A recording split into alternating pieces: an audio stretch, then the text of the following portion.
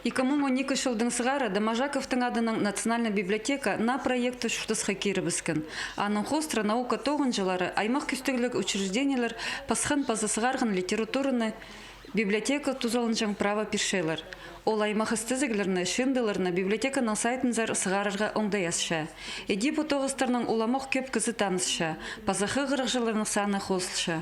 Аның пасқа үгіріншілерге, студенттерге, рефераттар, курсовойлар пазарға, істізіглер апарарға ибдің десіқпен библиотеканың сайтын азып, керек материаларының тузылынырға оңдай берілші. Мұның алдын жепістің мұндық лицензионный баз шүптізіглер иштіргівс Карпов Венедикт Григорьевичтің қады, Анжиганова Лариса Викторовның, Кызласов Леонид Романовичтің қады, Кызласов Игорь Леонидовичтің қады, базы аныңда пасқаларының. Пістің попрай аның тоқстарын цифрыға айлындыр пісаны пістің сайты сығаршыпс.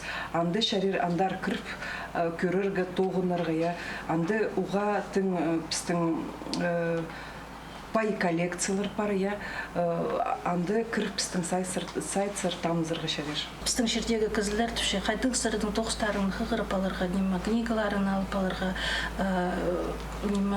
піске ол керек хабарлар яндығы, шепірде жерді тапыз. Пістің библиотекасы қарсы, ол позднылық библиотекасында анысығы сәлші.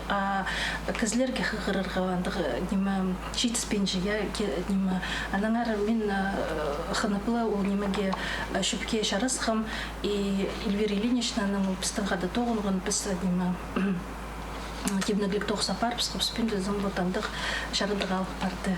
Біз ұға өртші, біз мұның мұндар біздің тоқстар, шонға тозылық болсын сақчыбыз. Бұл тұсқа Национальная библиотека тексі 90 шағын шөптізі кетсілген. Қалған жазында ХГУ-ның хакас кафедрасының үнетін пішек апазылған.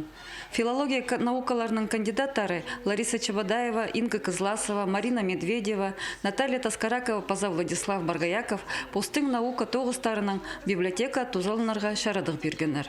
Ученыйларының пішіктерін санық оңдайларға айландырып, сайт сарсаларлар, олар республиканың хығырық жыларына, Паза Хонжық регионларының шуштық жыларына тузап оларлар. Надежда Баргаякова, Владислав Пустовойт, хабарларға.